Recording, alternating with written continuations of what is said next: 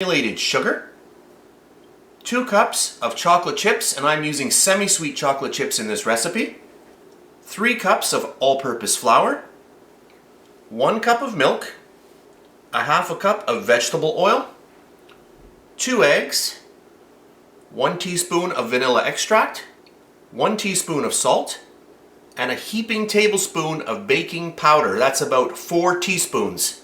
So those are the ingredients, so let's get started. For our first step, I'm going to get in my granulated sugar and my oil. Okay, that's good. I'll grab my mixer. So I'm just going to start mixing this together. And then right away I can add in my eggs. Egg number 1.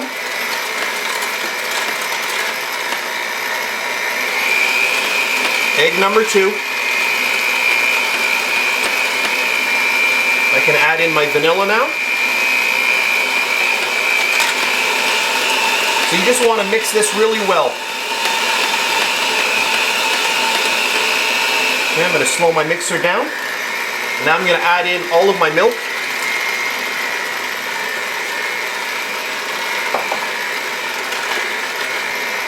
So a really simple recipe, and now we're going to start sifting in our dry ingredients.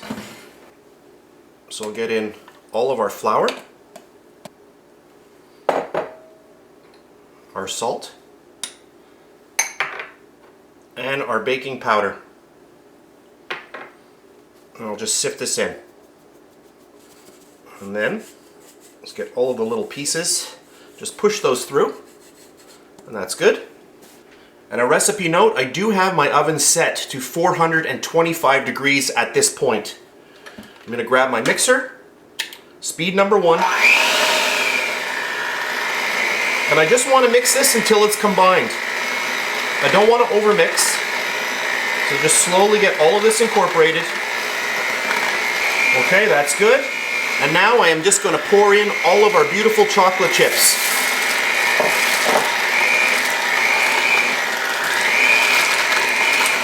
You just want to mix until combined. Okay, that's perfect. So for our next step, I've got a little bit of cooking spray, and I have my muffin tin here. I am using a jumbo muffin tin, and I'm just going to lightly coat these with oil. So I've just sprayed my muffin tin, and we are ready to go. Now if you don't use a spray like I did, what you can do is use margarine or butter and just gently put a little bit in each one. And now I'm going to get my lovely batter into our molds.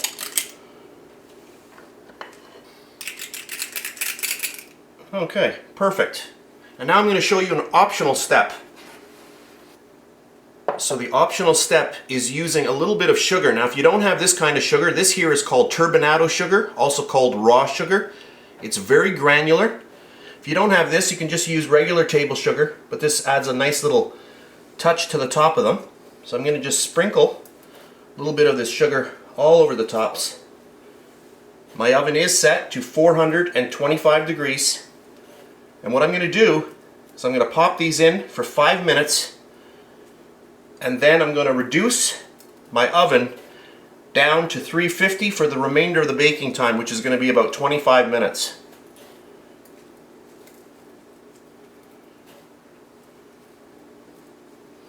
Okay, and that looks good. So I'm going to pop these into my oven, 425 degrees for 5 minutes, and then I'm going to drop my oven down to 350, and I'm going to bake them off for another 25 minutes or so. Alright, here we are, and my beautiful jumbo chocolate chip muffins are done. They look really, really good, and they smell amazing. So at this point, extremely hot. I'm just going to let them cool down, and then I'll show you the final product in a little while. So this is about 10 minutes later, and if you oiled your pan really well, look at this. They all turn really, really nice. Going to be very easy to get these out. Oh, they smell so good. Look at that. Perfect. So at this point, these are extremely hot still, so I'm just going to let them really cool down. I'm going to come back probably in about 2 hours from now, and then we'll crack into one and I'll show you what they look like inside. So they've completely cooled. Let's break into one. Look at this. Oh, look at that. Look at how many chocolate chips are in there. Never cheap out on your chocolate chips, because that's what happens when you put a lot in there. Really, really good. Oh, and it smells so good. I'm gonna have to have a bite.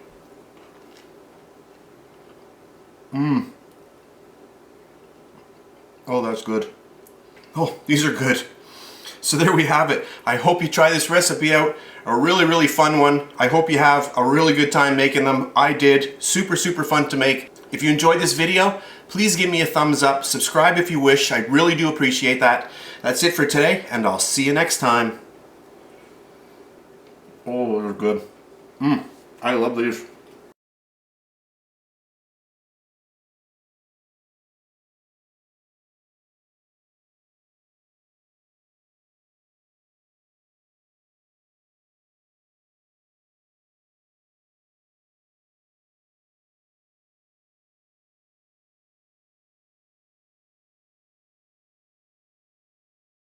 Call the jam jar milkshake. You need an empty jam jar that is almost empty, that you're about to throw out, and some milk. This one here is strawberry. I'm going to grab my milk, pour it in there.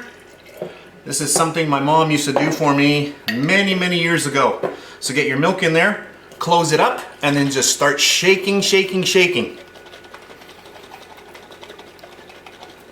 And you can see the jar now is starting to get really clean, and that's good. We'll open it up, and look at this. Strawberry milkshake. Oh, that looks good. I'm gonna have to try it. Oh, super. Really fast video today. I hope you enjoyed it, and I'll see you next time. Yum. Oh, that's good.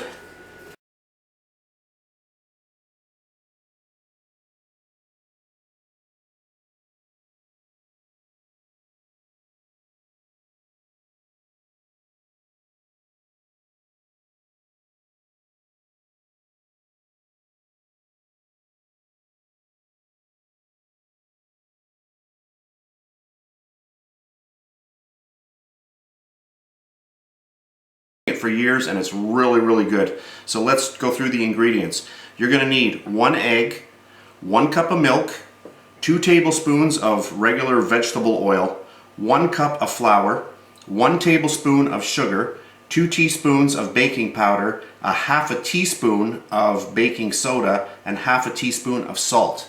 Here are all the ingredients, so let's get started. Alright, let's take our egg, crack the egg, and get that in our bowl. I always like cracking it in here so that if you get a shell, it's just easier to get out. You don't want it in your main bowl. Let's just whisk that up a little bit. You can use a hand blender, hand mixer if you want as well. But I just find it easier to do this. Let's add in our milk now.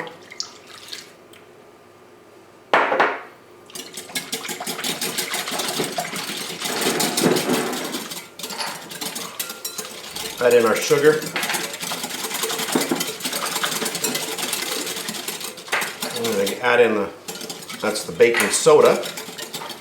I'll add in the baking powder.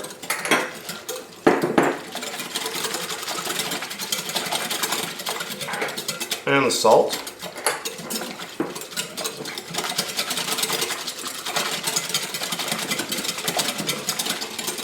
Add in the flour. This is a really simple recipe, but it produces really good results. Pop in the oil. And that is it. That is it for the batter. What I like to do is let this sit for a good 10 minutes so that the baking powder really starts to activate in the batter.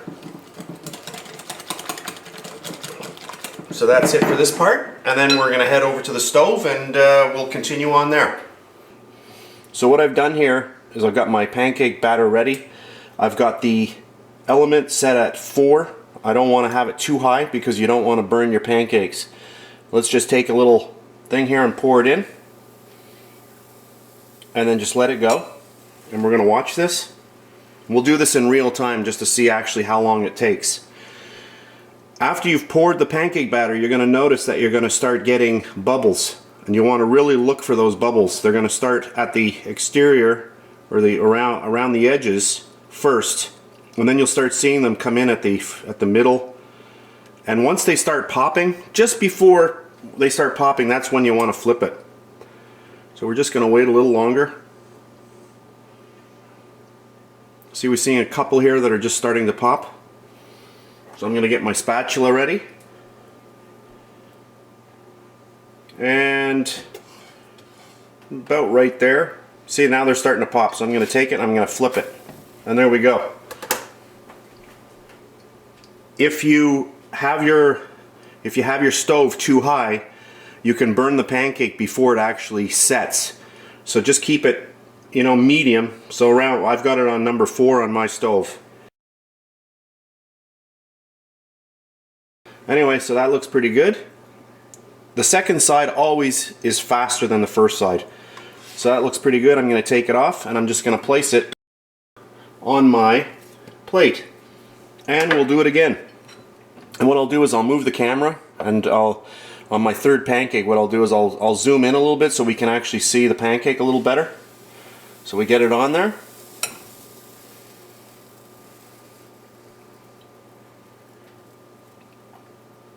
This is real time, so we can actually see what's going on.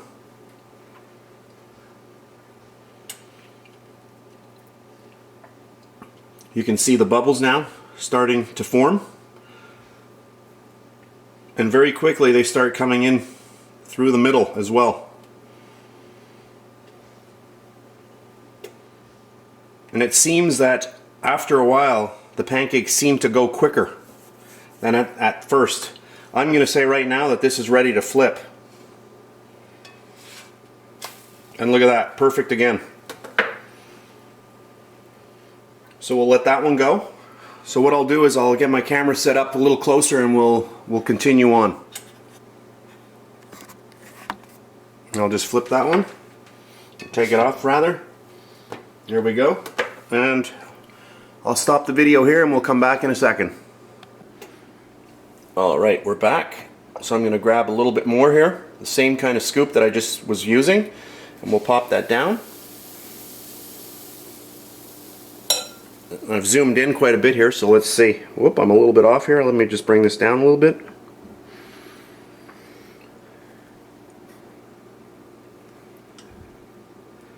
And we'll watch in real time.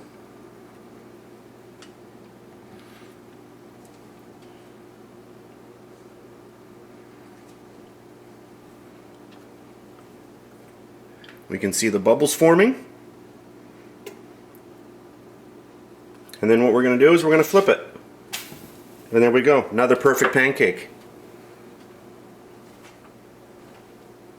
So let's drop that down in the middle. And we'll let it go. And let's zoom in on this so we can actually see what's going on. You can see the bubbles are starting to form around the edges, and now they're starting already in the middle.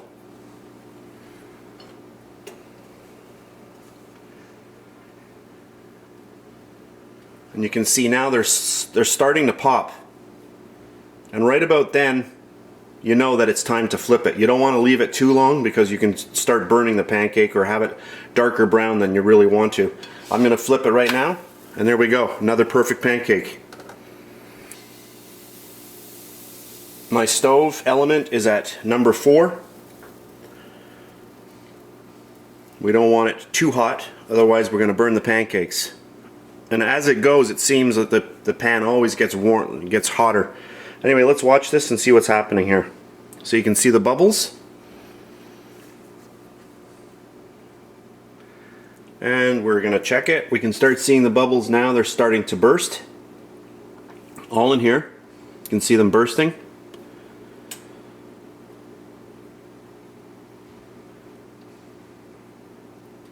And it's almost time to flip it. And I'd say now it's time to flip. So now we take it and flip it over. And there we go, another perfect pancake. What's great about making pancakes is there are no rules. You can make them as large or as small as you want. So let's say I wanted to make a large one. I could just take 2 scoops and pop that on there. And let that go. So again, we're going to wait for the bubbles.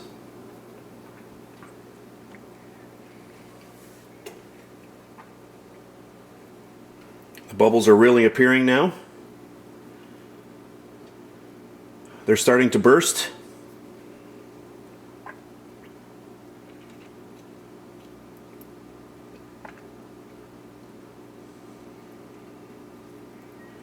And it's almost ready to flip.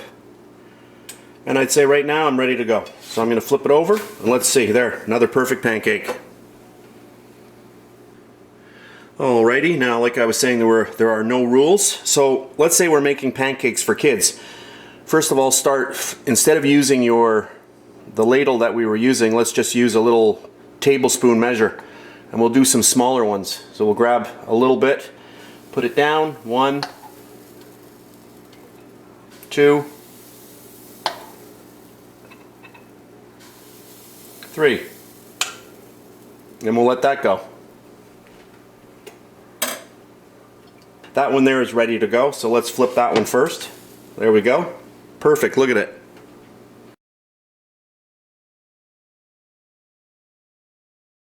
There we go. Alright, so let's go to the other side of the spectrum. Let's say somebody wants a really big pancake. So what you can do is you can use a large ladle and just grab some stuff and pour it in there. And there we go. If you want to make a pancake larger and you don't want it as thick, you can just slowly just move it around a little bit like that. Look at the size of that pancake. That's a pretty big pancake. You can see the bubbles are already forming quite rapidly here because I've thinned it out. And we'll just wait a little bit for this. A few more seconds. I'll just move my bowl out of the way.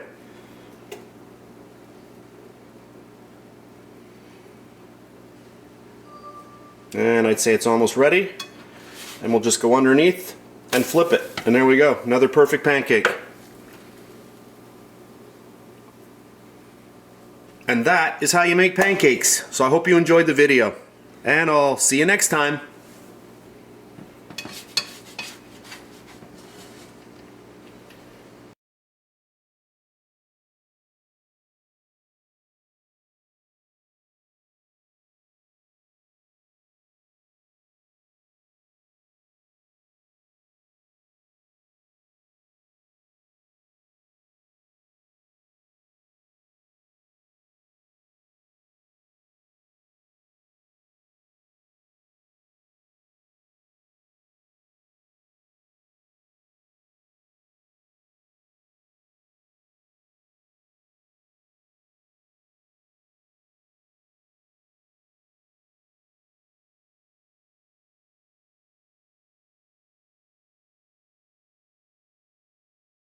And a French fry cutter. This is an industrial French fry cutter. This here is something that you're going to find in the typical store and in your typical home. Much smaller, but does a really great job as well. But today I'm going to be using this large one. And I know what you're thinking. You're saying, well, I don't have this machine and I don't have this machine. So what am I going to do? Well, you can use a cutting board and a regular kitchen knife and get the same beautiful fries. For our first step, you're going to grab your potato peeler and you're going to start peeling all of your potatoes. And if you don't want to peel them, what you're going to want to do is grab a little brush, a scrub brush, and you want to scrub the skin so that it's nice and clean. Okay, that's our first step. I'm going to clean up. I'll come back in 1 second. As I mentioned, if you don't have a fancy French fry cutter, you can still do this process just using a cutting board and a regular kitchen knife. You're going to take your potato and you're just going to cut it up so that it looks like French fries. Today I'm going to be using a commercial French fry cutter, and if you're curious about this model, I do have an unboxing on my channel. I'll put a video link to this in the description box. I'm going to grab my handle, pull this back, put my potato in there. I'm going to lock down the legs onto my table, and then I'm just going to go like this, and I'm going to push forward. And then pull back. And our next one. And you can see how nicely this cuts. Perfect. So we'll just gather these up. You can see how many fries I just made in a few seconds. This machine does need a little bit of muscle to get it going, but it does a really nice job. So I'm going to clean up, and I'm going to show you the next step, which is very important. Our next step is an important step. You want to use cold tap water. So get a bowl, fill it with water. I'm going to grab my fries and just get them in there. And right away, you can see that the water has gone cloudy. And that is the starch that is in the potato. And when you're frying fries, starch is a bad thing because it allows the potatoes to stick together. And you don't want that in your fryer. So hopefully the camera can pick up that the water is cloudy. If I push them down, you can see a little bit better. So at this point, I'm actually going to rinse these fries in the sink. I'm going to dump this water out, rinse it again with cold water, and I'm going to do this about 4 times. I'll do that, and then I'll come back and I'll show you. So here I am back again. I rinsed these 4 times using just cold tap water. This is actually very cold on my hands, but I did want to show you how nice the water is now. It's very clear.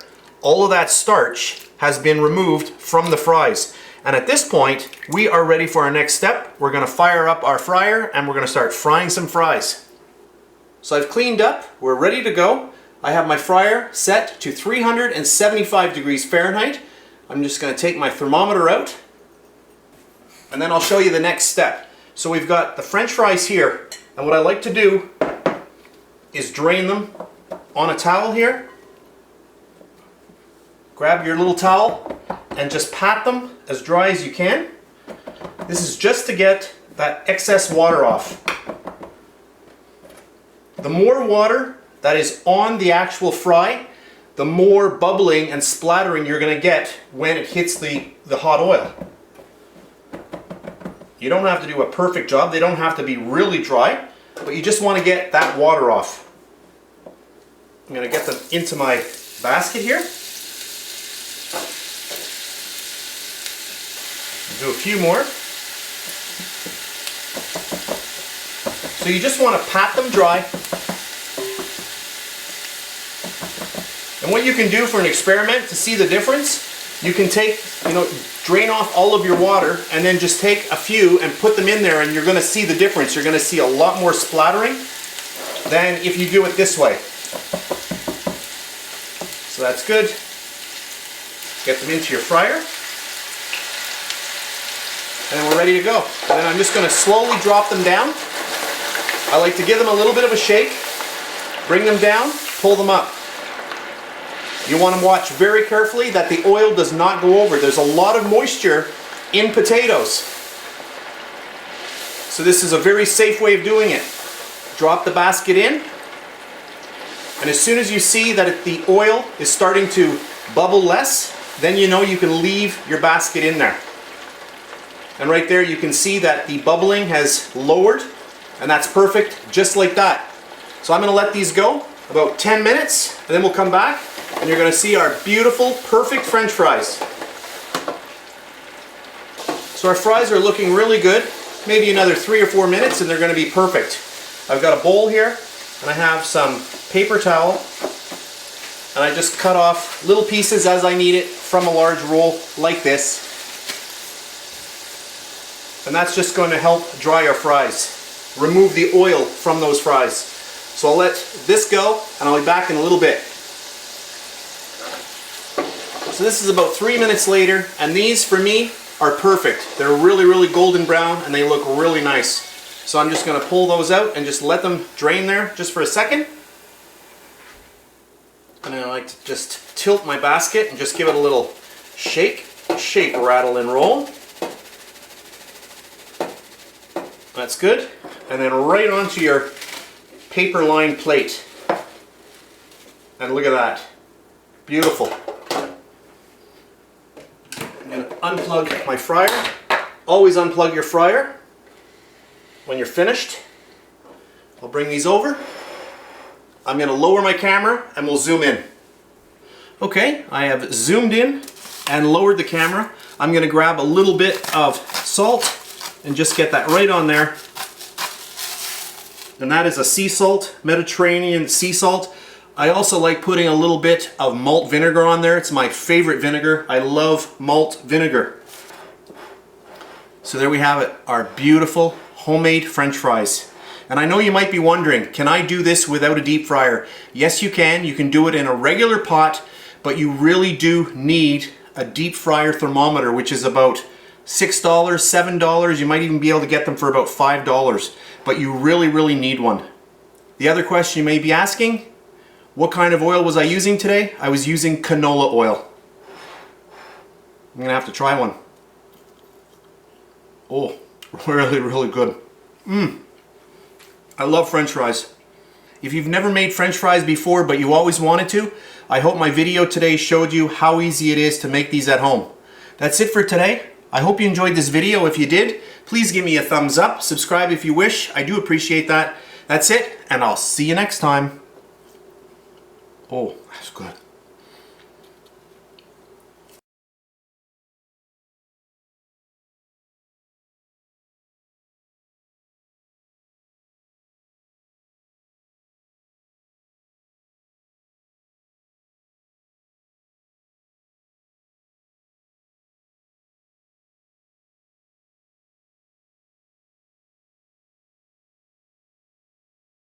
Today I'm going to be doing something really fun.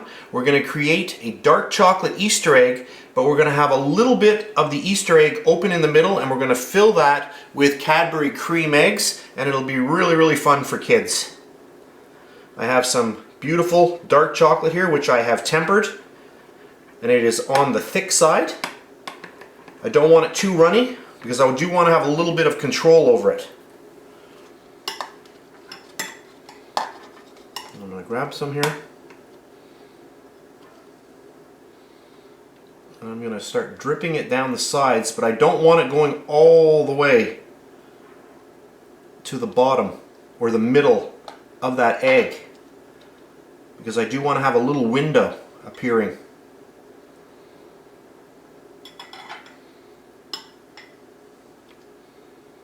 So I'm just dripping it down on the sides. And then we're going to build up the sides in a minute. But first, I just want to get all my little drips happening here. So I'm applying the chocolate, and I just want it to gently drip down, just like you see here.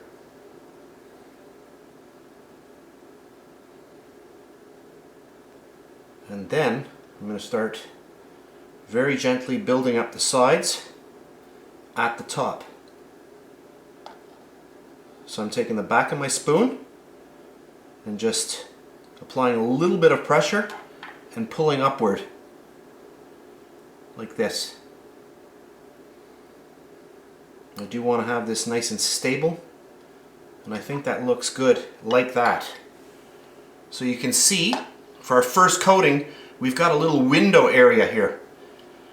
Now if your chocolate is too thin, you're not going to have a lot of control like this, so you do want your chocolate on the cool side. So this is really nicely tempered. And right now I'm just going to go around and get the bottom, or the base, done as well. Okay, and now I'm going to pop this into the fridge for about 5 minutes. Okay, so this is 5 minutes later, and we're going to add in our second coat. We'll get some more beautiful dark chocolate that it has been tempered. I'll just get it in there. And I'm just going to liberally paste it all over. So what this is doing is really making the chocolate nice and solid. So it'll be easier for us to actually unmold this, and it won't crack.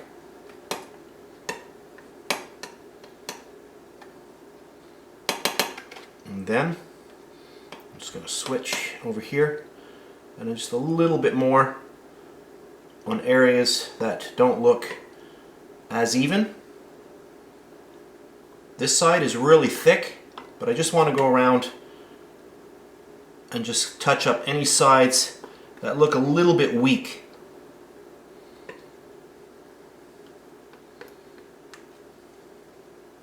And I want to make sure to stay away from that window. And that looks good. So I'm going to pop this now into the fridge for about 5 minutes, and then I'll come back. So here we are 5 minutes later, and I'll try to unmold these. There's one.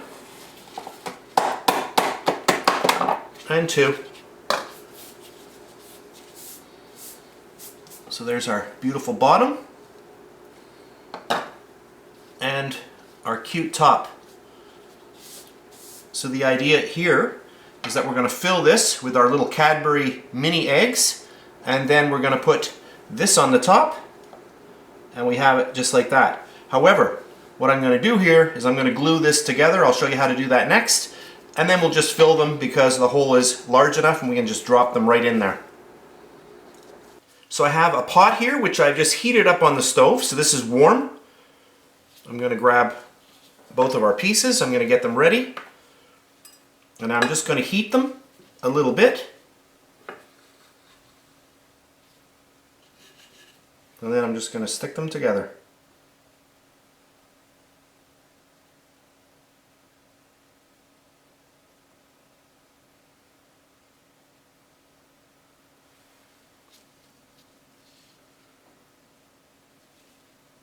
And now we'll just let that set up. Now that our Easter egg has nicely set up, all of the chocolate is dry, we're going to load it up with some of these beautiful Cadbury mini eggs. And I've got those right here. And I'm wearing the gloves just so that the heat of my hand doesn't get directly onto the actual dark chocolate. And then we're just going to start loading these up. Okay, that's good. If you're using this as a centerpiece, you can choose a few different colors so you don't have all the same colors, and load them up like that. Maybe a little green one, and we'll get a green one in there instead. So there we have it. Another really fun idea that you can do with your children at Easter. Let me just put this on a plate and I'll zoom in just to show you our final product. And then just to finish off, you can throw a few more of your little eggs around your centerpiece.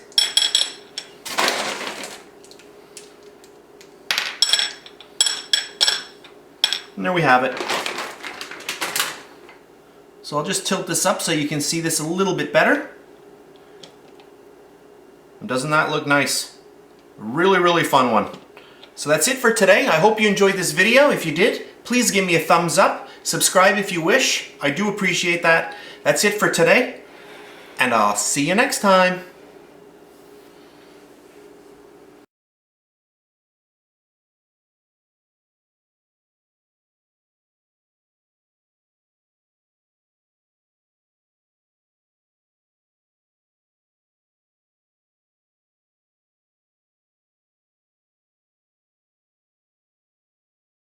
And quickly measure it and cut it for a baking tin. So I just cut off a length. What I first do is I always place it down. I unroll it from my large roll, and I make sure that it's high enough on both sides. So that's number one. And then just roll your parchment paper or baking paper up, flip your baking tin upside down, and then just quickly measure it from side to side. Grab a pair of scissors and then just go in a little bit. Give a little bit of a cut. Flip it over. Unroll it. And there we have it. I'll just pin it down here.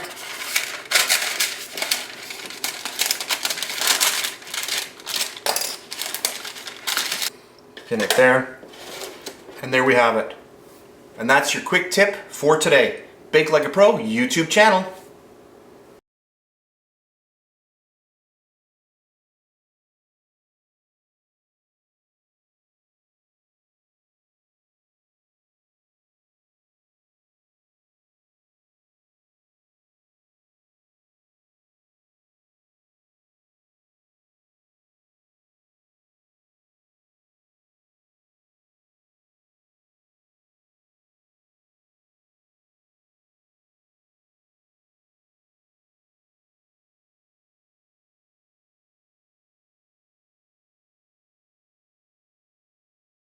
Themed spiderweb cupcake. For this recipe, you're going to need your favorite frosting, your favorite cupcake, and a spiderweb design made out of candy melts. And the video where I made these is underneath this video in the description box. There's a link, click it, and it'll take you right to this video. This is my double chocolate dairy-free cupcake. If you want to see this recipe, there's a link to it in the description box underneath this video as well. And I'm also using my all butter vanilla buttercream recipe, which is here and that there underneath the video in the description box. If you want to see me making this exact frosting, there's a link for that as well. So once you've made your frosting and you've made a few of these, you're ready to go. I'm going to simply grab my piping bag. You always want to twist your bag to get everything pushed to the front. You can give it a little squeeze, you can see it's ready to go. I'm just going to give a little bit of a start right here, and I'm just going to go around just like that. I'll grab my knife and lift off our little design and just pop that right on there. And look at that. Let me zoom in. So here we are again. I just zoomed in a little bit so that you can see this a little closer up. Look at that. Super, super easy to do. And really fun with your kids. So there we have it. So that's it for this video. A really fast one today. I hope you enjoyed it. If you did, please give me a thumbs up. Subscribe if you wish. I really, really do appreciate that. That's it, and I'll see you next time. Oh, and Happy Halloween!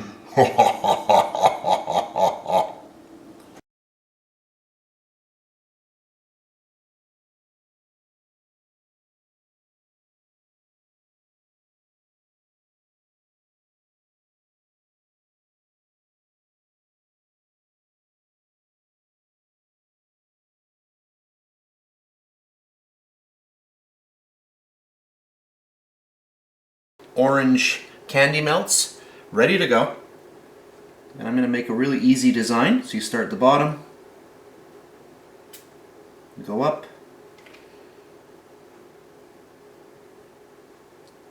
2,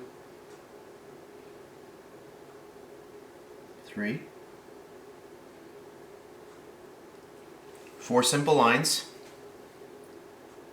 And then I'm going to join these with little arcs. And then again.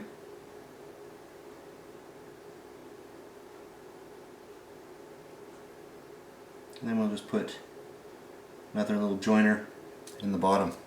And there we have it. A very, very simple cobweb.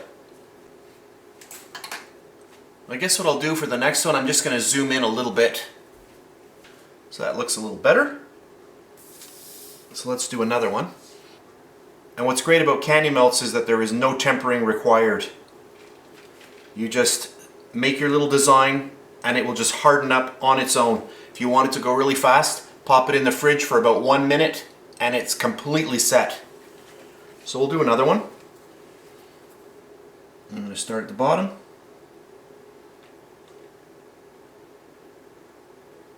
You can do as many little arms as you wish.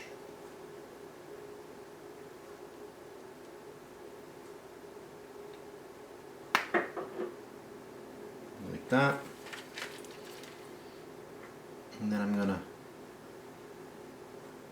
join these up with a little arc.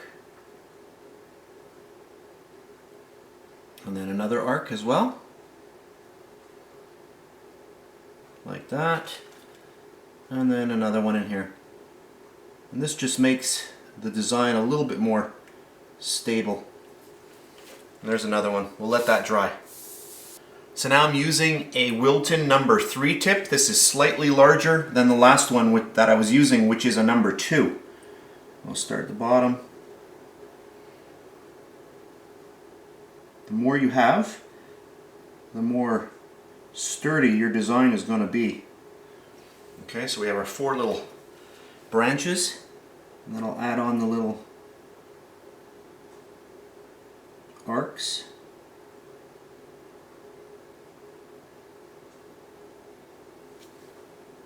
And then again, arc, arc, arc. Clean off your tip if you need to. Or you could just leave it like this, or you can just add a little bit more structure right in here. Perfect. And I want to show you something. I'm going to pop this into the fridge. I'm going to put my timer on the fridge for a minute. It won't even take a minute, and I'm going to come back and I'm going to show you how easily this just peels right off. So I'll put it in now. Start my timer. I'll be back in a minute. So I set my timer for a minute by the time I brought it back here, another 10 seconds or so, but check this out. Look at that. Make sure we're on camera. And you can see how fast that just set up. And that's ready to go as a little decoration for Halloween on your cupcakes or cake. So let's do another design, and this one here is a full spider web. So we're going to want 6 large arcs. I'm going to start here. So 1, 2, 3, 4, 5, and then 6. And then we'll connect each of the points. So there's 1. Clean off your tip if you need to.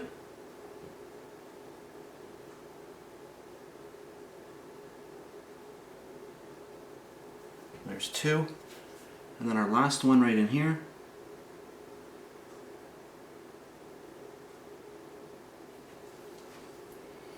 You can see it slowly taking shape. And then we're going to want to get our little arcs in here.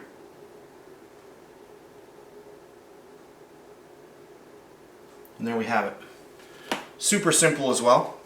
If you want, you can make another arc. So we could get in here. And it will strengthen it.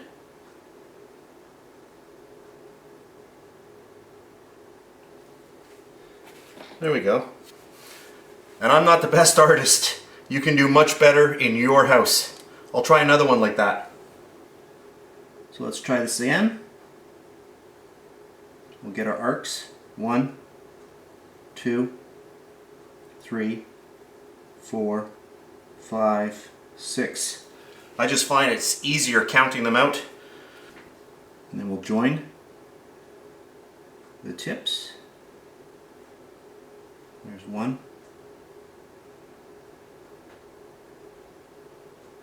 2. And then 3. Clean off my tip. Then we'll go again.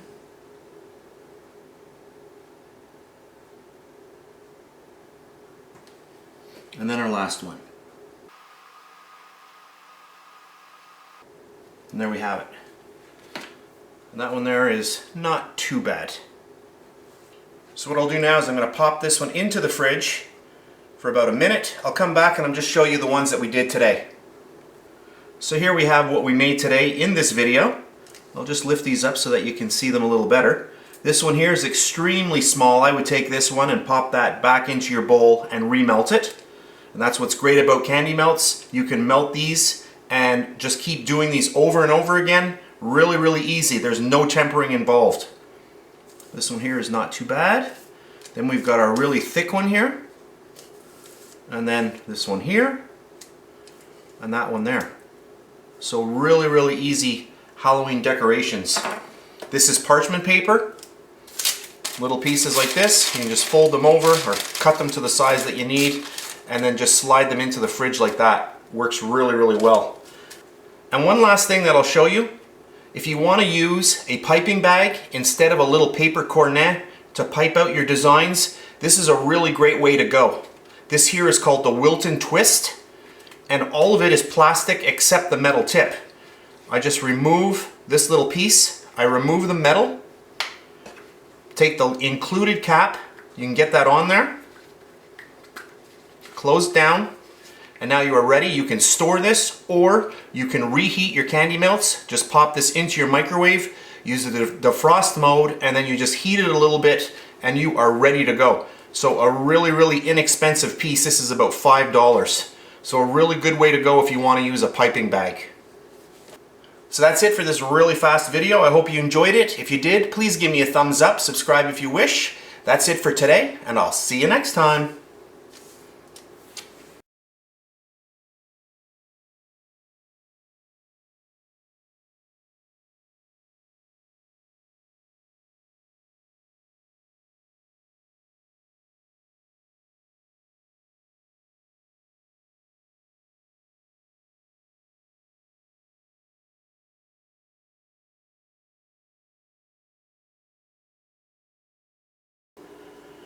A quarter cup of salted butter, a quarter cup of vegetable shortening, some green food coloring, 1 tablespoon of milk, and a half a teaspoon of vanilla. So those are the ingredients, so let's get started. For our first step, I'm going to get our butter and our shortening into a large bowl.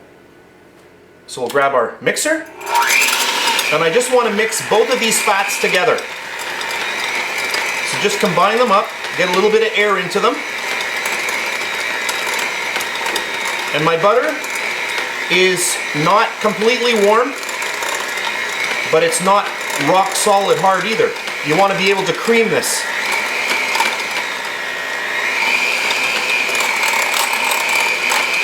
That's good like that. I can get my little bit of vanilla in now. Okay, that's good. I'll get in about half of my milk.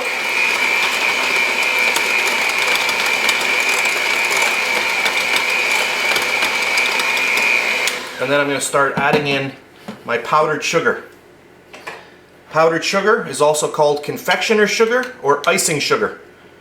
3 different names, but it's all the same. So I'm going to sift this in.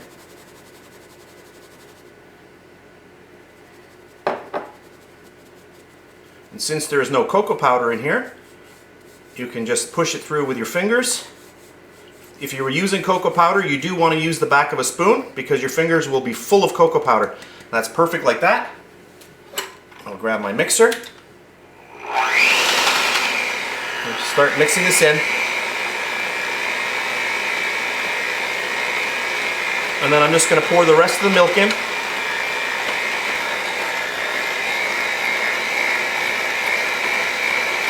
You can see all of a sudden it's starting to come together.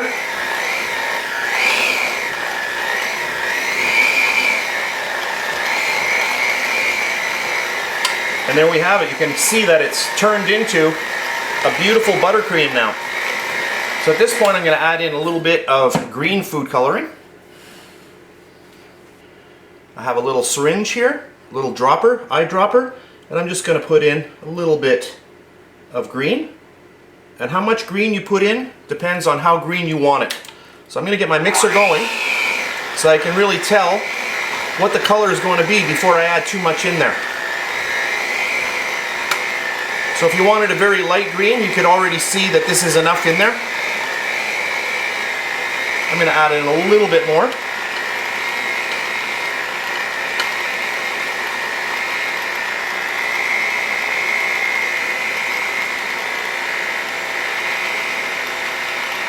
We'll try that for now.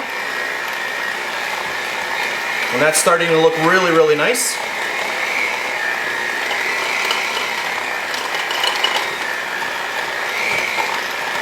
And this frosting is going to be for a St. Patrick's Day cake that we're making.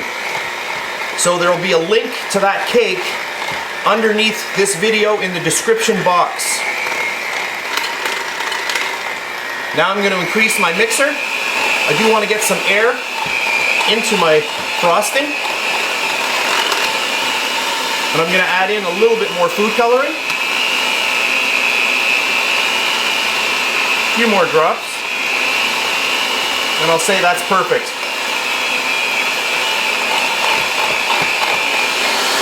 So you want to get a lot of air incorporated into your beautiful buttercream. And that looks good. Just like that. So there we have it. We're already done.